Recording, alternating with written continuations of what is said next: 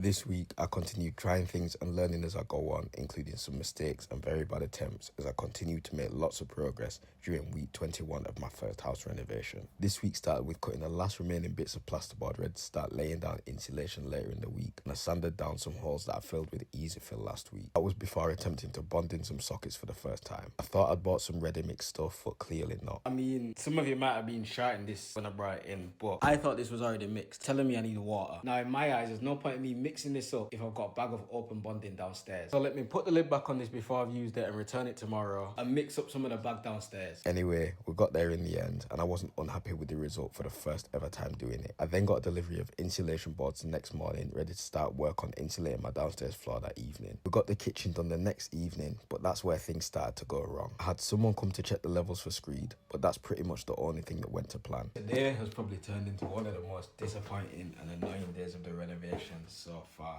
Some things did happen. We did get measurements for screed, and I did also get some extra insulation boards delivered. But unfortunately, Tyler's been stuck on a motorway due to a bad crash, which means that insulation work isn't carrying on tonight. I would have carried it on myself, as I'm pretty confident in what I'm doing, but there's a few things that need sorting out before that can happen, and I don't have the equipment or tools to be able to do that. As well as that, I was meant to get a delivery of my underfloor heating today, but it looks as though it got stuck at the depot or something, so that hasn't arrived either, and it's hella annoying as well. And then my week was rounded out by attempting to bond in plug sockets for the second time, but on the recommendation of people, I got a plastering hawk and trowel. They make a lot of sense, but are hard to get the hang of, so I was more unhappy with my attempt at these sockets than my first ones, but these things happen sometimes. Progress is still being made, and I'm learning every day, so hit follow to join me on the journey that is my first house renovation.